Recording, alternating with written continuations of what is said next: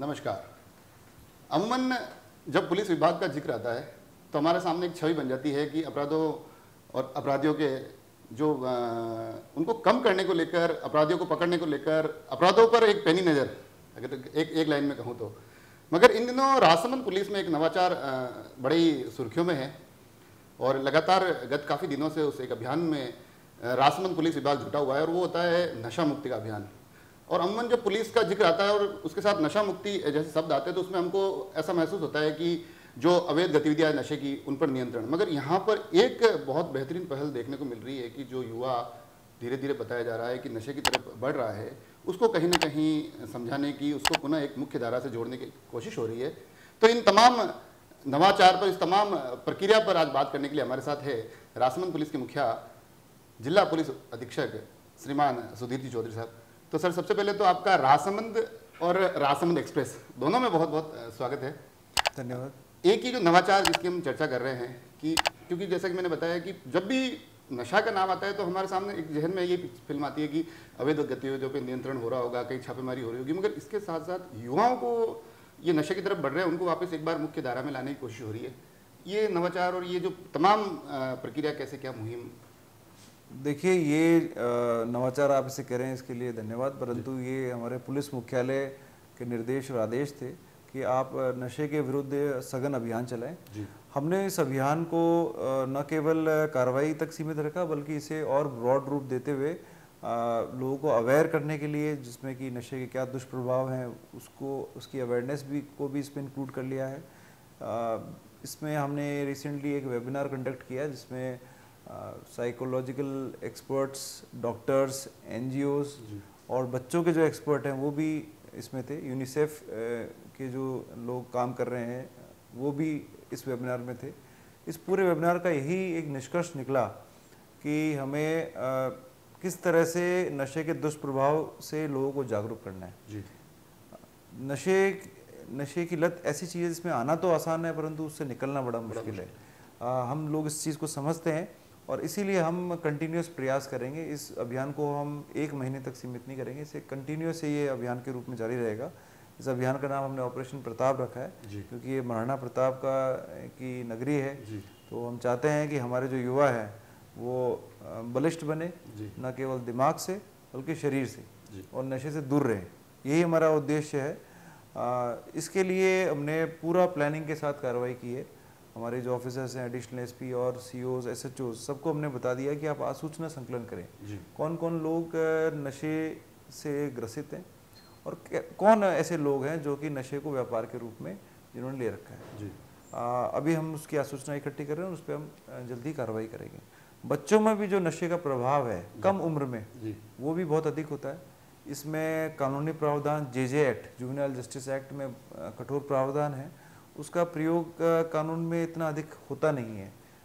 प्रदेश में इस तरह के कानून का अभी तक चलन इतना नहीं है। तो हमने पुलिस अधिकारियों को अवेयर भी किया है और उनको बताया है जेजे एक्ट के जो प्रावधान है कठोर प्रावधान है।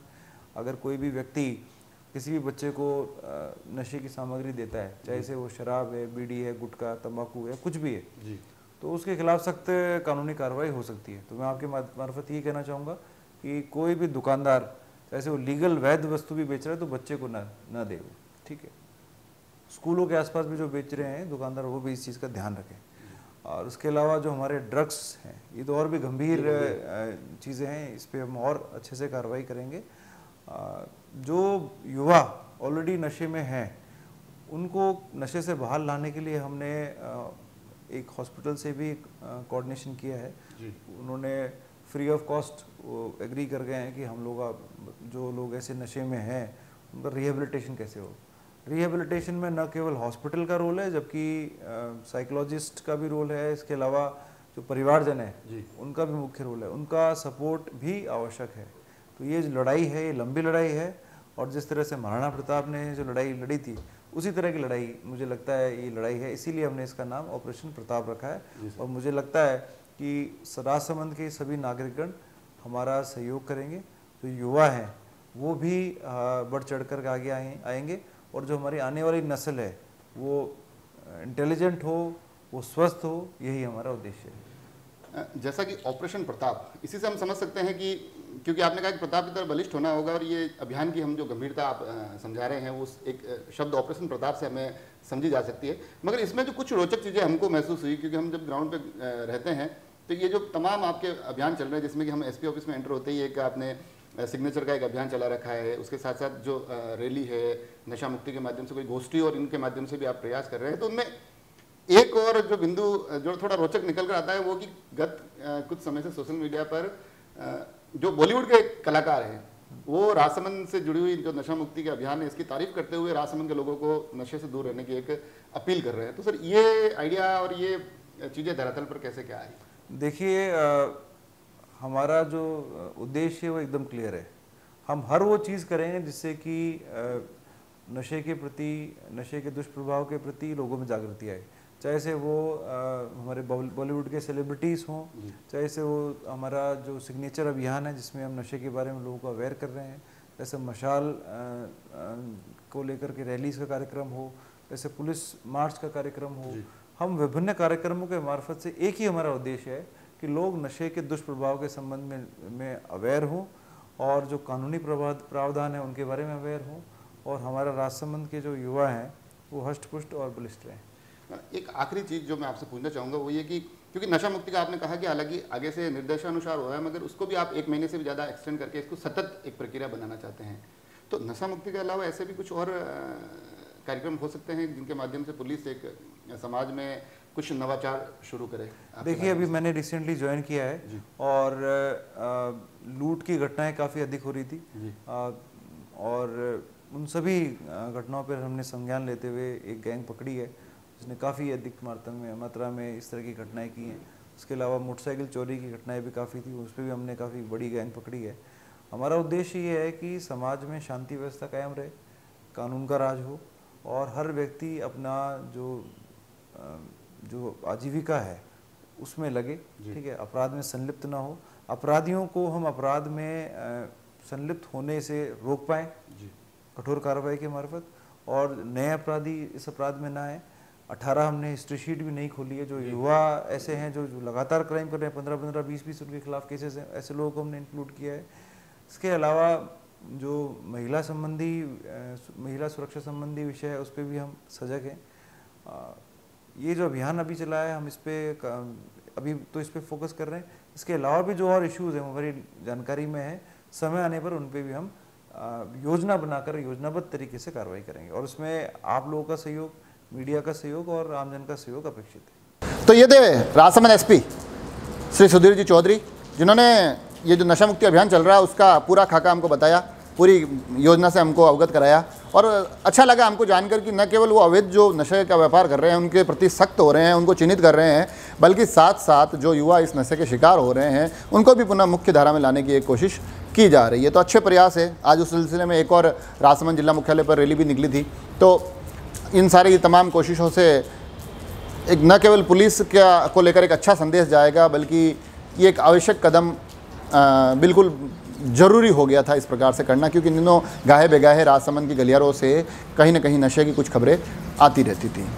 अब चलते हैं अगली खबरों की तरफ। जैसा कि मेरा ये जो गीला टी शर्ट और बिखरे हुए बाल, हालांकि बाल पहले थोड़े से बने हुए थे पर मेरे कैमरामैन ने कहा इसको और हिला के ख़राब कर दो तो आप अच्छे लगोगे। अब मुझे नहीं पता कैसा लग रहा हूँ मैं, मगर हाँ ये आपको इतना ज़रूर बता रहे हैं कि आज राजसमंद में मानसून मेहरबान हुआ है। जी हाँ, इस मानसून की एक पहली जो बारिश की बूंदें, जो फुहारें जो एक सुबह से थोड़ी थोड़ी हल्की फुल्की चल ही रही थी, आज थोड़ा मौसम बड़ा ही खूबसूरत रहा, और तो इस खूबसूरत मौसम का हमने भी थोड़ा आनंद लिया। अगली खबर की तरफ चलते हैं। जैसा कि हम सभी को पता है कि इन दिनों जनसंख्या स्थिरता पखवाड़ा मनाया जा रहा है, उसको लेकर भी आज जिला मुख्यालय पर एक कार्यक्रम हुआ। उस कार्यक्रम के माध्यम से ये कोशिश की गई कि लोगों में ये जागरूकता फैलाई जाए कि जनसंख्या नियंत्रण अति आवश्यक है और अधिकांश समस्याओं की जड़ में जनसंख्या का अधिक होना है। उस कार्यक्रम में राजसमंद जिला कलेक्टर अरविंद जी पोसवाल भी थे। उन्होंने पूरी तरह से जोर देते हुए कहा कि शिक्षा, स्वास्थ्य और तमाम सुविधाएं वो सभी लोगों तक पहुँचे, इसके लिए बहुत ज़्यादा ज़रूरी है कि जनसंख्या का नियंत्रण हो। ज़्यादा जनसंख्या का होना इन तमाम सुविधाओं को कहीं ना कहीं कम कर देता है, फिर वो सुविधाएं उस प्रकार से नहीं पहुंचती है जिस प्रकार से पहुंचनी चाहिए। तो उन्होंने साथ में ये भी कहा कि हम सभी को, चाहे वो पंचायत राज के प्रतिनिधि हो, स्वास्थ्य कार्यकर्ता हो, आशा सहयोगिनियाँ है, कोई भी किसी भी स्तर का आमजन हो, उनको इस जनसंख्या नियंत्रण के प्रति थोड़ा जागरूक होना ही चाहिए।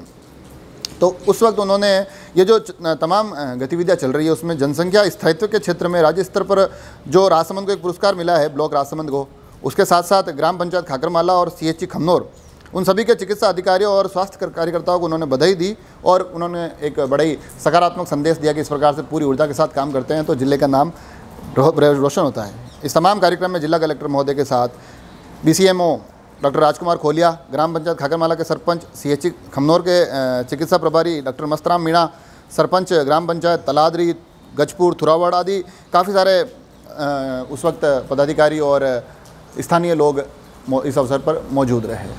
इसी के साथ जिला मुख्यालय पर आज जो एक विषय काफ़ी दिनों से राज्य की राजनीति में सुर्खियों में इन दिनों छाया हुआ है, जो कि RS के रिजल्ट आने के बाद से राज्य के शिक्षा मंत्री डोटासरा जी पर कुछ आरोप लग रहे हैं, तो उसको लेकर भी आज पुनः एक राजनीतिक गर्माहट जिला मुख्यालय पर देखी गई, जहां सुबह ABVP के कार्यकर्ताओं ने डोटासरा जी के खिलाफ एक ज्ञापन दिया, इस तमाम मामले की एक व्यवस्थित जाँच का आग्रह किया और उन्होंने आग्रह किया कि जब तक जाँच होती है तब तक डोटासरा जी को अपने पद पर रहने का कोई हक नहीं है।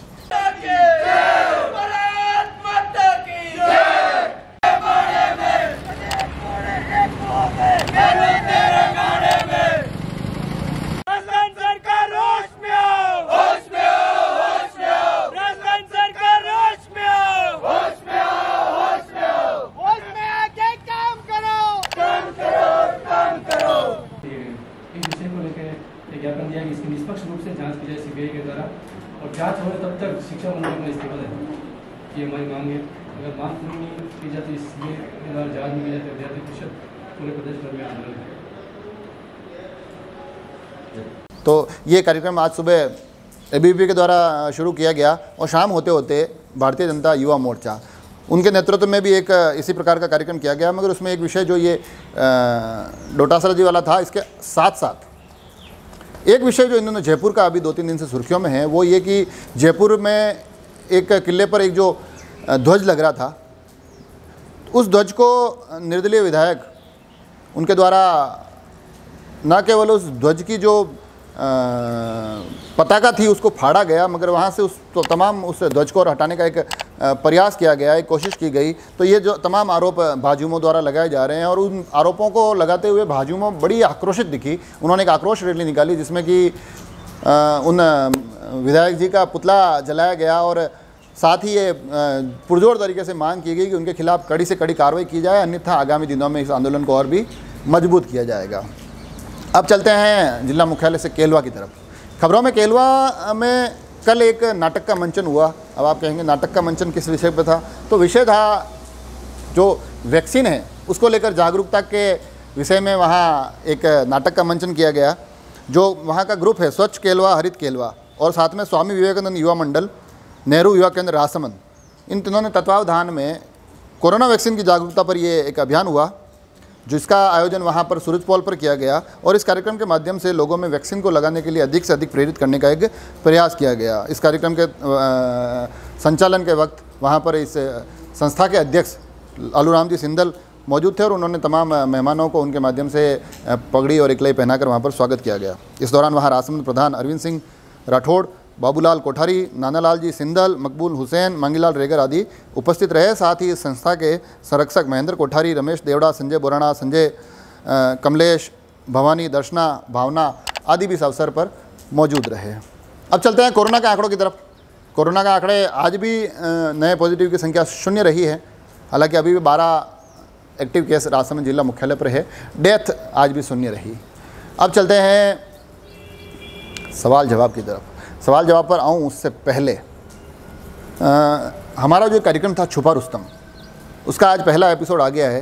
हालांकि इस बार हमने ये तमाम कार्यक्रम के जो शुरुआती 3 एपिसोड है जो कि क्वालिफायर होंगे, जिसमें जो तमाम हमारे पास वीडियोज़ आए हैं उन सभी को उसके माध्यम से बताया जाएगा, तो हमने फेसबुक पे रखा है। आप जाएँ और वहाँ पर आनंद ले सकते हैं और आप वहाँ वोट भी कर सकते हैं। आप फेसबुक के कमेंट बॉक्स में जो भी आपको प्रतियोगी पसंद है उसको आप, जिसका डांस अच्छा लगा है तो उसका आप नाम और नंबर लिखकर हमको भेज सकते हैं। याद रहे एक आईडी से एक ही वोट काउंट होगा। और साथ ही ये वोटिंग जो फर्स्ट एपिसोड आज आया है उसकी सोमवार शायद 6 बजे तक रहेगी।